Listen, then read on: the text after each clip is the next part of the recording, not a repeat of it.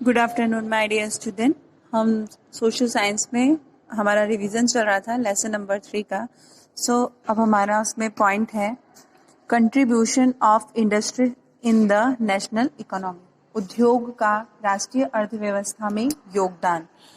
According to the Industrial Commission, India was an industrial country even before the Christian era. औद्योगिक आयोग के अनुसार ईसा से पूर्व भी भारत एक औद्योगिक देश था। भारत में निर्मित मलमल, रेशमी कपड़ा, आभूषण आदि विदेशों को निर्यात किए जाते थे, परंतु 18वीं शताब्दी के मध्य में यूरोप में हुई औद्योगिक क्रांति के फलस्वरूप यहाँ के परंपरागत कुटीर उद्योग को भारी क्षति पहुंची। भारत की राष्ट्रीय अर्थव्यवस्था में उद्योग का स्थान धीरे धीरे सीमित होता गया और भारतीय अर्थव्यवस्था कृषि प्रधान हो गई। After independent the need of industrial development was felt for the economic development of the country. स्वतंत्रता प्राप्ति के बाद देश के आर्थिक विकास, औद्योगिक विकास की आवश्यकताओं को महसूस किया गया। सन 1950 में राष्ट्रीय योजना आयोग की स्थापना की गई। पंचवर्षीय योजना के माध्यम से भारत के औद्योगिक विकास हेतु चरणबद्ध लक्ष्य तय किए गए।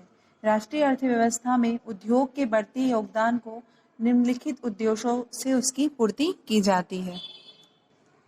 फर्स्ट पॉइंट है increase the production due to industrialisation per capital income increase and consequently the standard of living improves, अर्थात कि उद्योग से उत्पादन में वृद्धि होती है, जिसके प्रति व्यक्ति आय में वृद्धि होती है और जीवन स्तर उन्नत होता है। सेकंड है increase in employment opportunities and the human resource strength, रोजगार के साधनों में वृद्धि होती है तथा मानव संसाधन पुष्ट होते हैं। Third is rise in the national income and capital formation, राष्ट्रीय आय में वृद्धि होती है तथा पूंजी का निर्माण होता है। Fourth is due to increased contribution of industry other constitution in units of the economy, example agriculture, minerals, transport etc are also progressive. उद्योग के बढ़ते योगदान से अर्थव्यवस्था के अन्य खंड जैसे कि कृषि, खनिज, परिवहन आदि में भी प्रगति दिखाई देती है। Last one is research the strengthened and the technology also develops, अनुसंधानों को बल मिलता है तथा तकनीकी विकसित होती है। अब हम देखेंगे growth rate of the gross domestic product. Agriculture and allied sector 2001 to 2002 में 6.2 था एंड 2002 टू 3 में 6.9, एग्रीकल्चर डिपार्टमेंट में 2003 एंड 4 में 10.0, 4 एंड 5 में 0.7 एंड 2005 एंड 6 में 2.3। इंडस्ट्री सर्विस सेक्टर में 2.7, 7.1, 7.0 and according to agriculture there is maximum rate 7.3। तो हम देखेंगे कि जो एग्रीकल्चर डिपार्टमेंट में वो उसमें इकोनॉमी जो है उसका स्तर अधिक बढ़ा हुआ है और इंडस्ट्री जो उद्योग है उसमें हम थोड़ी समानताएं नहीं देखते हैं।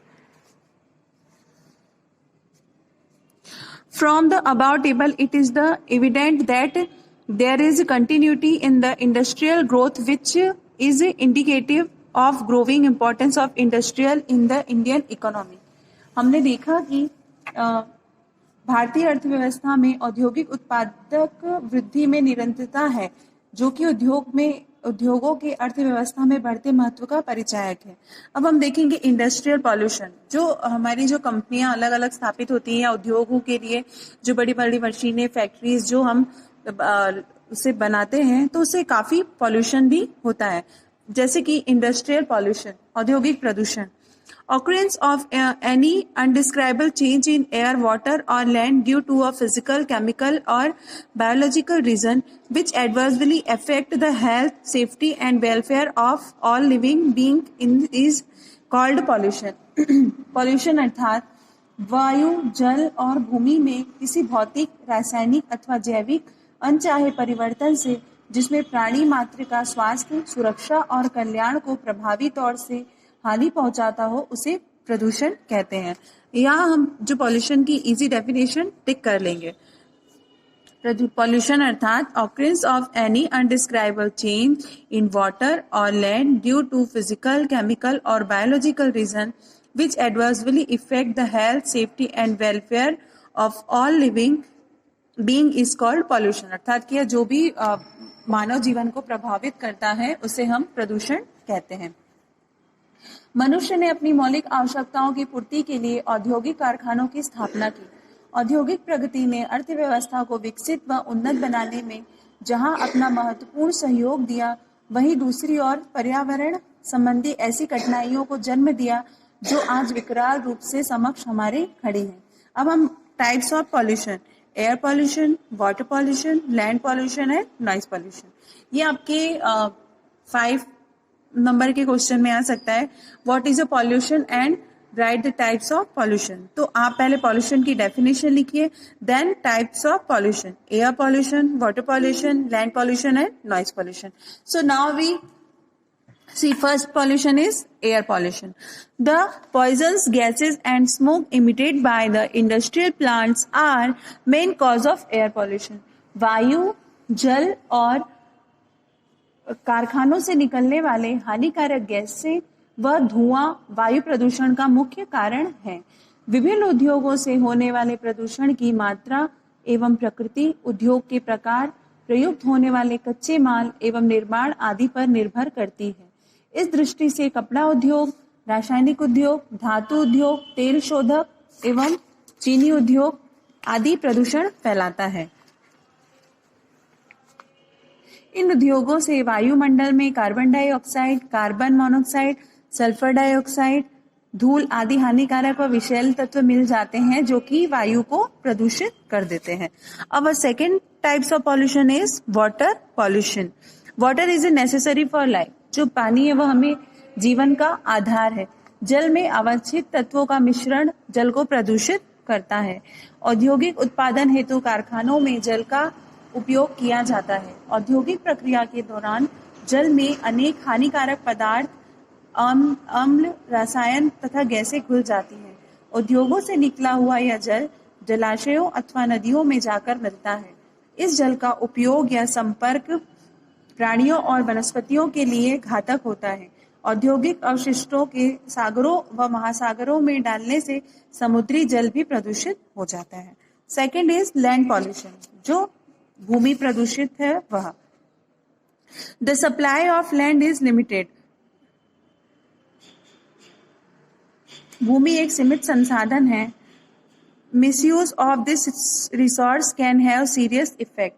इसका दुरुपयोग के परिणाम भयंकर हो सकते हैं। औद्योगिक अवशिष्ट का भूतल पर फैलाव भूमि प्रदूषण का कारण बनता है।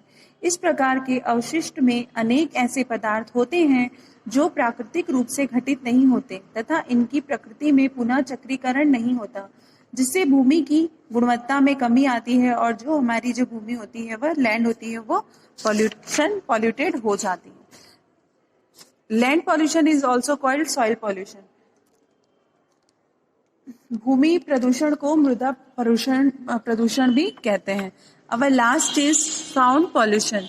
Any sound in the air which is irritating and hampers the functioning of mind properly, it is called noise, is the main form of sound pollution.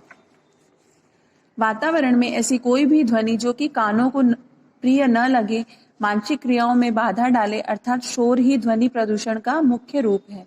उद्योगों में अनेक प्रकार की मशीनों का प्रयोग किया जाता है जिनसे निरंतर शोर होता रहता है। इसके अतिरिक्त कारखानों में जनरेटर भी चलाए जाते हैं। इन सभी से निरंतर जो अधिक शोर होता है उसे हम ध्वनि प्रदूषण का नाम दे सकते हैं। अब हम देखेंगे कि effect of pollution on human life, जो मानव जीवन है उसका प्रदूषण पर क्या प्रभाव पड़ता है। Polluted air harms the dispensary system of human beings. प्रदूषित वायु मानव की श्वसन क्रिया को क्षति पहुंचाती है। इससे दमा, निमोनिया, गले में दर्द, खांसी के साथ ही कैंसर, मधुमेह और हृदय रोग जैसे घातक रोग होते हैं तथा हानिकारक गैसों का वायुमंडल में अधिक मिश्रण भीषण हादसों को जन्म देता है, जिससे मनुष्य मौत के शिकार हो जाते हैं। सेकंड, प्रदूषित जल पीने से अनेक रोगों के कीटाणु, विषाणु मनुष्य के शरीर में पहुंचकर रोगों को उत्पन्न कर देता है। प्रदूषित जल से सेवन से हैजा, अतिसार, टाइफाइड, चर्म रोग, खांसी, जुकाम, लकवा, अंधापन, पीलिया व पेट के रोग संबंधित सारी बीमारियां होती हैं। गंदगी के क्षेत्रों एवं प्रदूषित चीजों पर मक्खी, मच्छर, कीड़े आदि पनपते हैं। गंदगी युक्त वातावरण में अनेक कीटाणु पैदा होते हैं जो मनुष्य के लिए हैजा, आंतों के रोग, आंखों में जलन आदि रोगों को उत्पन्न करते हैं। ध्वनि प्रदूषण का सबसे अधिक प्रभाव सुनने की शक्ति पर पड़ता है। अत्यधिक शोर से व्यक्ति बहरा हो जाता है। इसके अतिरिक्त उससे रक्तचाप, हृदय रोग, सिर दर्द और घबराहट आदि भी होता है। अब हम देखेंगे कि जो प्रदूषण नियंत्रण है, step to control air pollution, जो कि वायु प्रदूषण है, उसे क्या रोकने के लिए क्या क्या उपाय किए जाते हैं। Height of chimney of the factory should be increase to reduce the effect of harmful gas. जो कारखानों की चिमनियों की ऊंचाई बढ़ाकर उनसे निकलने वाली हानिकारक गैसों के प्रभाव को कम किया जाता है। Such technology should be adopted in industry which spread less pollution. उद्योगों में कम प्रदूषण करने वाली प्रौद्योगिकी को अपनाया जाता है। उद्योगों में प्रदूषण नियंत्रण उपकरण लगाए जाने चाहिए। कारखानों की स्थापना से पूर्व ही प्रदूषण अनुमान लगाकर उसको नियंत्रित करने के साधन जैसे वनस्पति आवरण आदि कारखाना परिसर में विकसित किया जाना चाहिए। कारखानों में कम से कम प्रदूषण करने वाले ऊर्जा संसाधनों का उपयोग होना चाहिए, जैसे सौर ऊर्जा।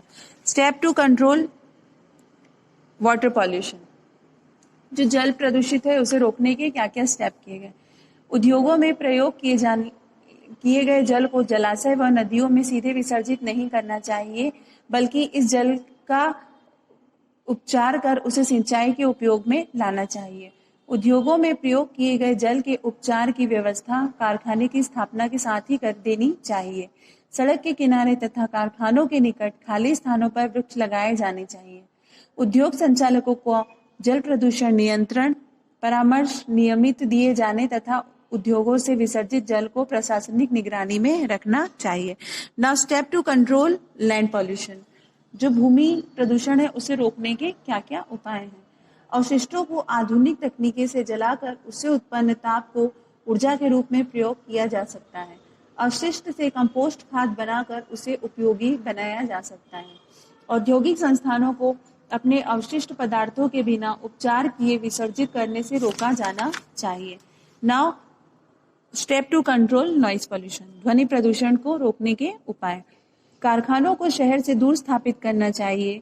उद्योगों द्वारा उत्पन्न शोर को कम करने के लिए नवीन तकनीकी का प्रयोग किया जाना चाहिए। उद्योगों में मशीनों की रख रखाव सही करके मशीनों का शोर कम किया जा सके। खराब मशीनें शोर अधिक करती हैं, इसलिए उनकी सही से देखभाल की जा सके। कारखानों में ध्वनि रोधक यंत्र भी लगाए जाने चाहिए, जिससे हम ध्वनि प्रदूषण पर काबू पा सकते हैं। यहाँ पर हमारा लेसन नंबर 3 कंप्लीट होता है। यहाँ के एग्जाम में इस टाइप के question, how to control we water pollution, how to control we land pollution, इस टाइप के क्वेश्चन आप आ सकते हैं, तो आप लोग इसे रिवाइज कर लीजिएगा। Thank you.